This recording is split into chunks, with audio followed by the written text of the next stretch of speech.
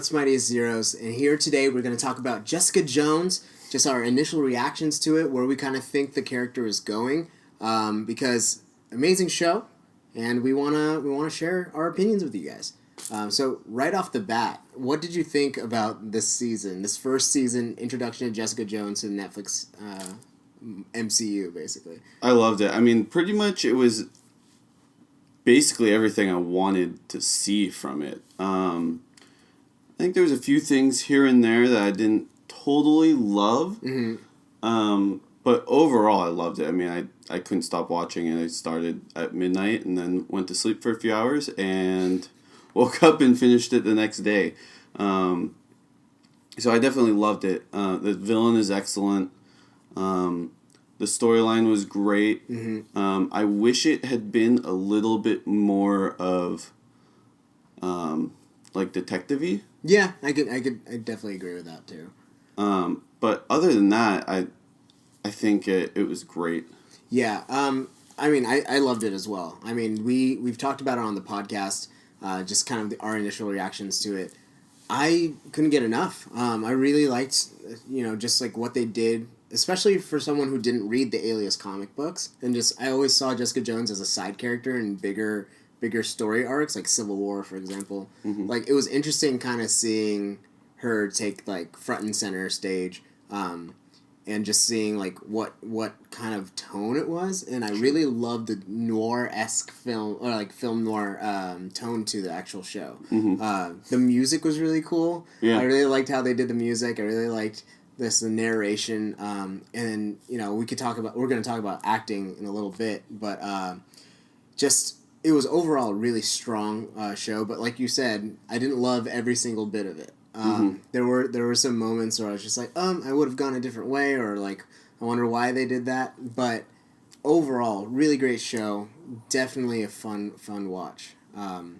But we do have to warn you, probably after this point, we're going to get really spoilery. So don't watch the rest of this unless you've seen the full season. Yeah. And if you haven't, go watch it right now and then here? Come back and watch this. Why are you here? Leave. Join the conversation. Yeah. But like, let's review it. Let's review the season. Sure. Story-wise, I thought the story was really strong. They kept like one pretty much just one giant A plot the whole time. There was some subplots here and there. But Jessica Jones, her actual arc was basically the same thing. It was like the one villain the whole time. Sure. She had her little like side quests, if you will, but it kept the season really cohesive for me. So I liked that, but I also didn't like it because I wanted some variation in between. What did you think about it? Yeah, I agree with that for sure. There was a lot of things that happened that basically it was just like, oh, it happened because of Kilgrave. Yeah. Here's this thing happened, and oh, magically, okay, it's Kilgrave. That's true. I didn't think it really needed that. Like, I would have liked a little bit more of just other people, because if there is going to be a second season of this, there's not a whole lot to work from and to pull from. I mean, there's Nuke. And I really liked the addition of Nuke, and I felt super big surprise. It was probably one of my favorite parts of the season, to be honest. And it was just, I wish that she had like gone on some other detective quests, because I read the Alias comic books and I love them. They're so good, and she does a lot of quests and different things, and obviously they couldn't do it exactly from the comics because there's like Captain America's in it. And there's a whole bunch of although that would be huge so characters. Cool. Yeah, that would be awesome. So cool. If they could swing that would be amazing. Yeah. But there was just like some things I wish that they had done, like just have her go off on some other things. Yeah. So that I wanted to see more of her detective stuff, because I thought that would have been really interesting to be like, here's a detective who has superpowers, and I want to see her use those superpowers for sure. Yeah. To help her solve these. That's what made episode quests. 1 so like strong. Like that pilot was so strong because you saw her kind of dealing with her demons, obviously, but then she also was still doing her job. And I wish I got to see her do her job more. Yeah. In the same vein as like Mr. Robot, he had all of his little files. Each episode he had a file. Sure. Dexter, it's like a new serial killer every week kind of thing. I think it added a lot of like variation while still the overarching story is always there. But you're right. There was almost like a cop out to having Kilgrave be the glue to everything. I mean, it totally works. Yeah. And it felt like I was watching a 13-hour movie. Yeah. Or a 10-hour movie, whatever it was. So that it totally worked, but like I wanted to see her dive into the private investigation so we could see like how her powers translate to this somewhat mundane like day-to-day job, you know, like investigating Hogarth's wife. We didn't see her do any of that. Yeah. And it was just kind of like a missed opportunity there. But what we got, I'm still really excited about. Absolutely. But the pacing, what did you think? Because I think we have like a similar opinion as far as like how it felt. Yeah. It started off so well. If the pilot, the second episode, even like the third episode, immediate gut punch. So awesome. Good. I mean, the ending of the first episode, I was just locked in. Yeah, absolutely. Absolutely locked in. And I was so excited. And it just started to, I don't want to say drag, because it did. And I was definitely into this show all 13 episodes. Yeah. There was not a point where I was like, should I keep watching? I don't know. This is starting to get boring.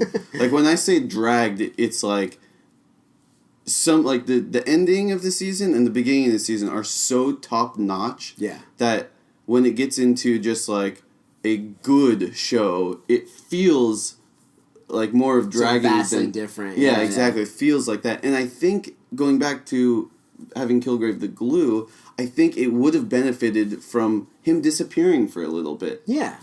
You know what I mean? Like having, here we go, we're introduced to these characters in the first few episodes, and then have her go off on another quest or something. Yeah. And do her job. It can still tie into Kilgrave. Yeah. But it didn't have to. Yeah. And it didn't have to, like, always. Yeah.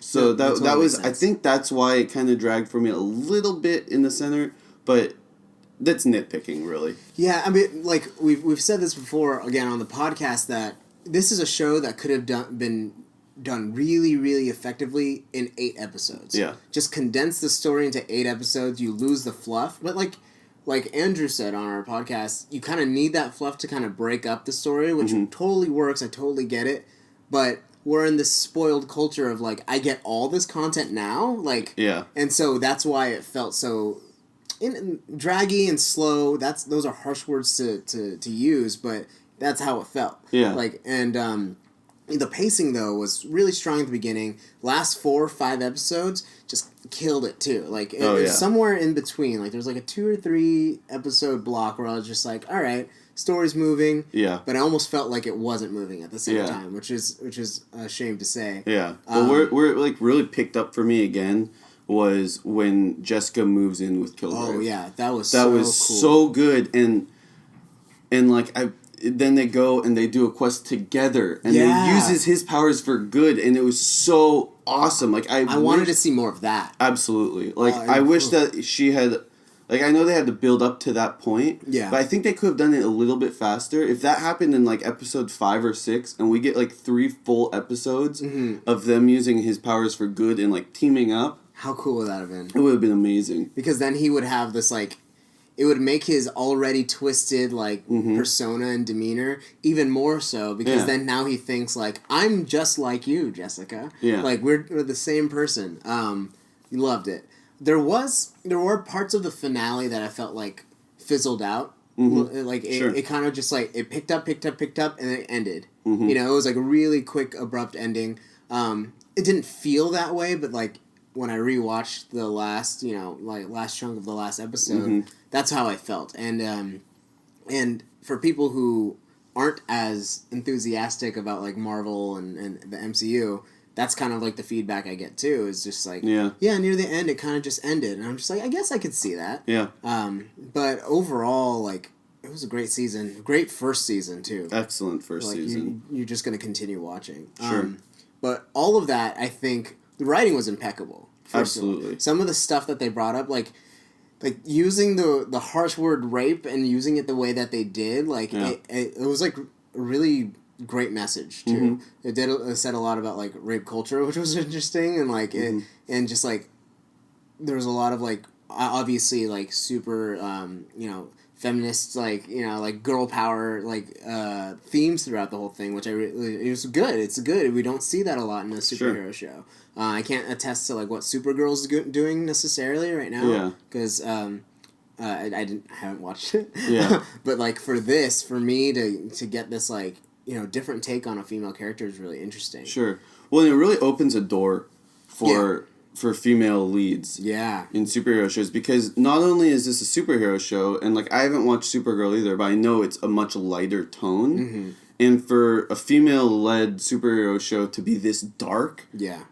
And the subject matter it goes after and everything, I think it really, like Supergirl, I feel like it keeps it where it's going. Yeah, exactly. Because it's like, okay, here's like a girl and here's like a cheesier show. Yeah. But where it takes it on head on. Yeah. And so it's interesting. Yeah, and it is a very twisted, dark show, and I think the acting throughout the whole series was just impeccably done. Kristen Ritter, especially those first few episodes, like I believed that she was Jessica Jones immediately. Mm-hmm.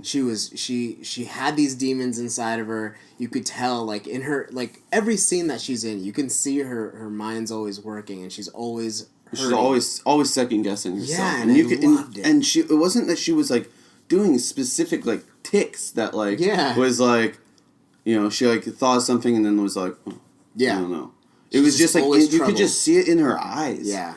And like it just was so well done. Yeah. She just crushed it. I wish that they gave her more to work with in the whole season, because we saw basically the same Jessica Jones we get to see throughout the whole season in the first few episodes. Sure. And if we could have pushed that envelope a little bit further, whether it happens in another season or whether it happens like in the Defenders show, I want to see what it looks like when Jessica Jones breaks. Yeah. Like when she gets to that level. Yeah. Well, and I think her best scene was the scene where she tells Luke Cage the truth. Oh, yeah. No, that was great. That was like, it was so powerful, and I was just like, wow. Yeah.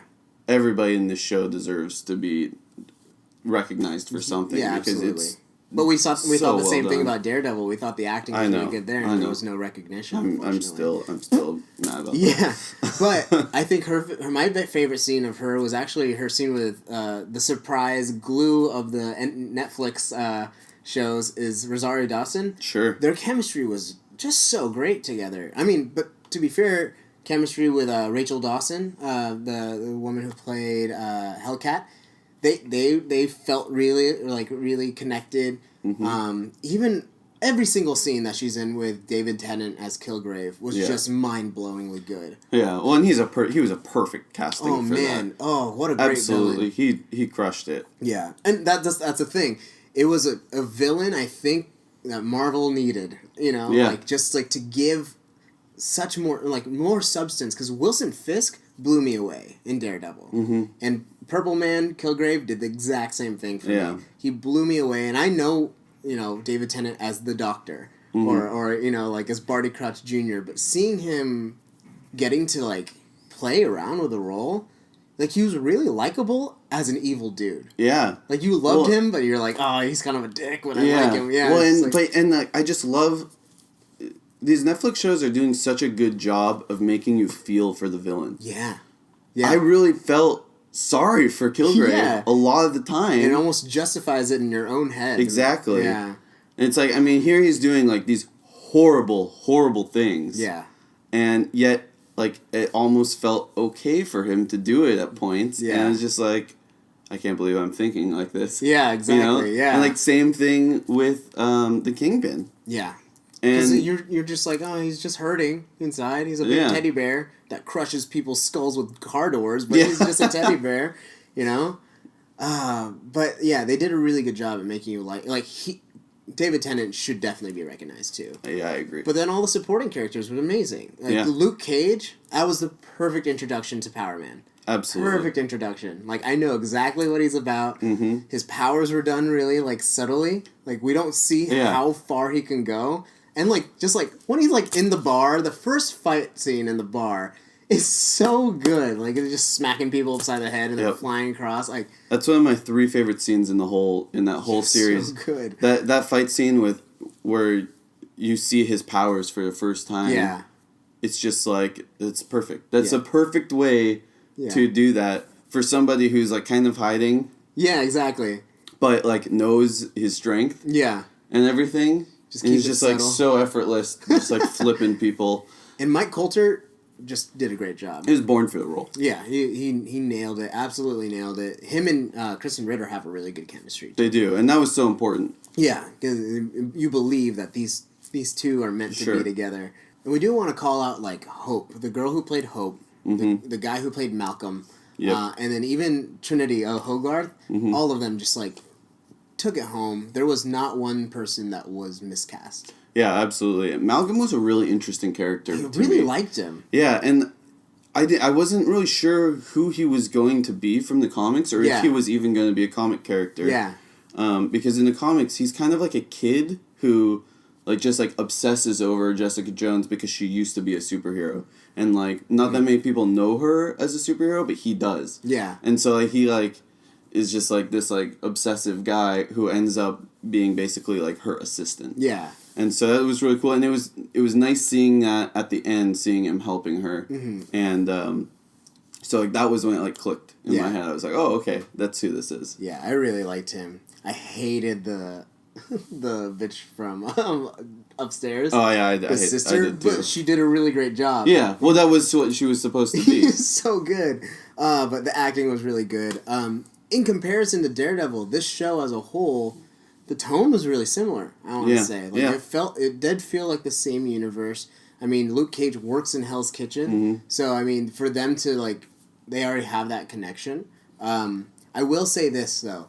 The action scenes in Daredevil are far superior than Jessica Jones. Jessica Jones is just, I think it's harder to choreograph for super strength, obviously. Sure. But even just the way that it was shot and, like, some of the gags, like, I got kind of tired. Tired's a bad word for it, but, like, I got kind of tired of, like, the same, like, oh, well, now this guy's controlled and he's flailing. It's like, how many times do you have to throw someone through a wall? Like, I get it. Yeah. Like, but overall, action was still really fun to watch, especially when it was, like, Luke Cage and Jessica in the same spot. Yeah, that was awesome, and that was a really good twist. I didn't actually see it coming, and I thought it was awesome. Yeah. The way they pulled that off was really smart. But yeah, I'll agree with you that Daredevil is...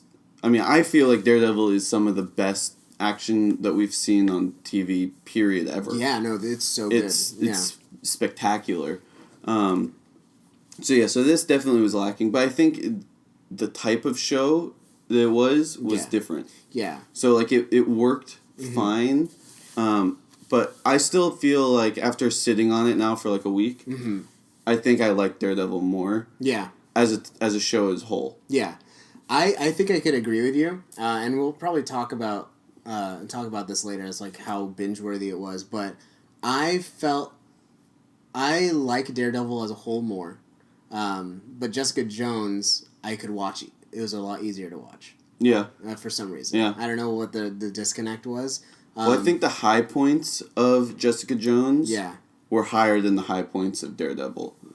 But Daredevil was just basically like at that high point the whole time. Yeah. And it does it's also good to know that Daredevil's training to be a fighter. True. The whole time. True. Whereas Jessica Jones just has strength, so she doesn't necessarily need to know how to fight. She could just do it and cause damage. And that kind of comes through. Sure. But obviously when we see her in the future, she's going to be a little bit more refined and more hero-esque. But let's talk favorite characters. Sure. Who stood out to you more than anyone else? Trish. Trish, really? That was your character? I loved her, though. I loved her, but...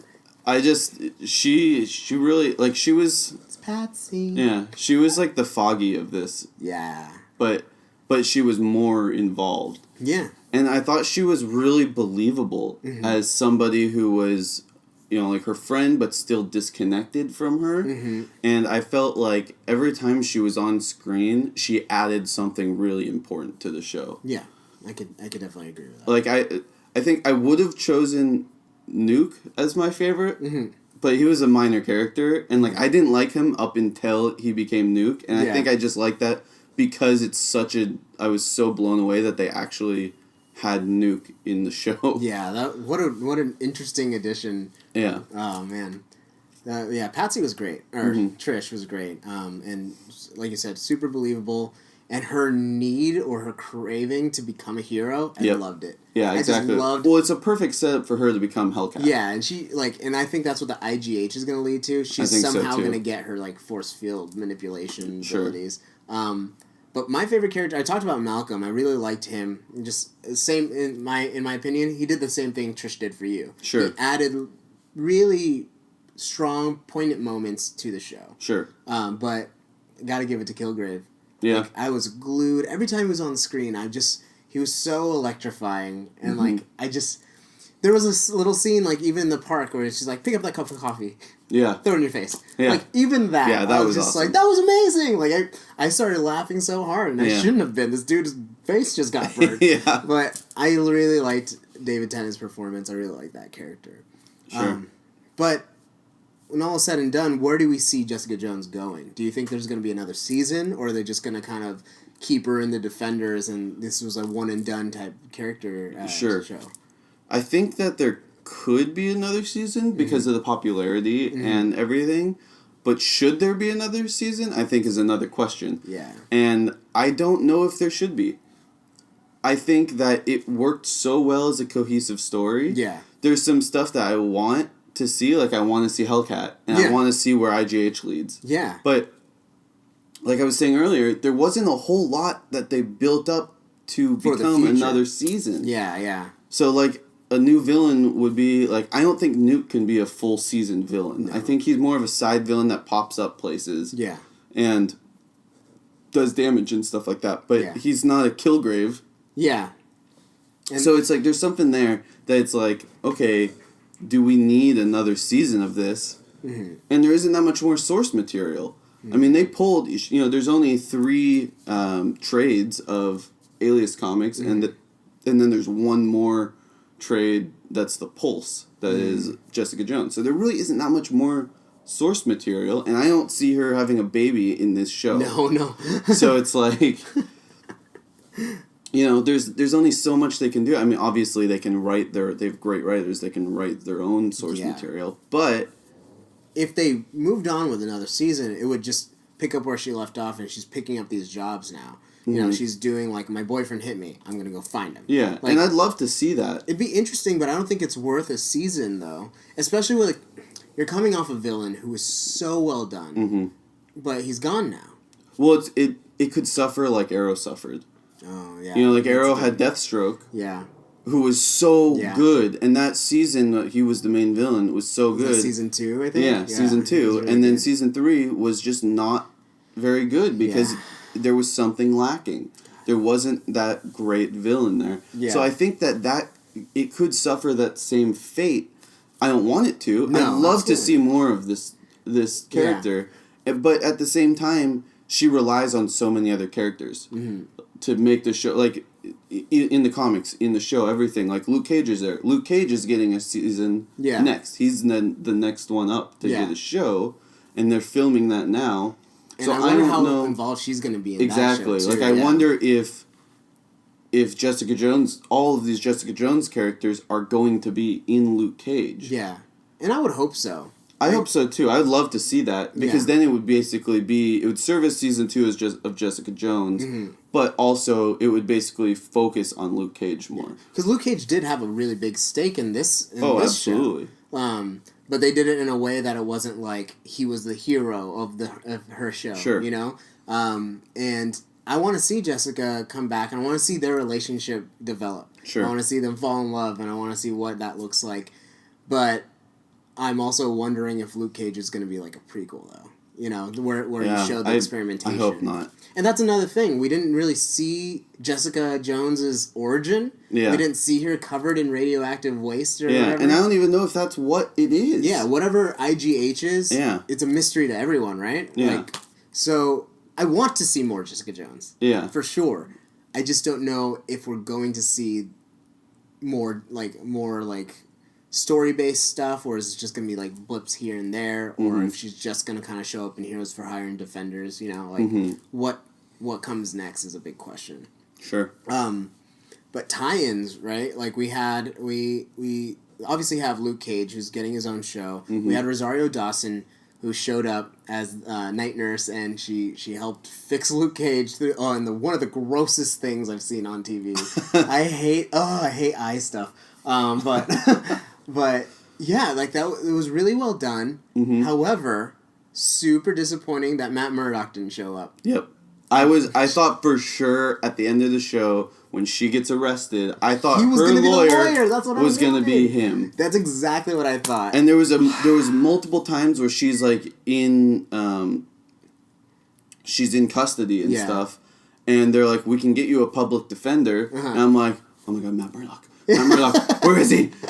Like, just Matt Murdock. It doesn't have to be Daredevil show up. Yeah. I just wanted Matt Murdock or Foggy or someone. Yeah. You know? I mean, like, obviously Rosario Dawson was there, and that was awesome because her scenes were great. God, she nailed it. I wish she was introduced sooner. I do, too. Because I wanted to see more of her, because she did really well. It almost felt too convenient when she showed up, too. Yep. She's just like, oh, he needs help? Oh, I just so happen to know how to fix, like, superhumans now. Yeah. Like, but she was great. Yeah. But yeah, I really wanted to see Matt Murdock. And you were telling me Hogarth, big character in the Iron Fist series. Yeah. Yeah, in the comics, she works for or works with the Rands. Yeah. Who is Danny Rand, who is Iron Fist. Yeah. And, like, I mean, maybe her just being in the show is enough of, like, a comparison, but I wanted a direct link.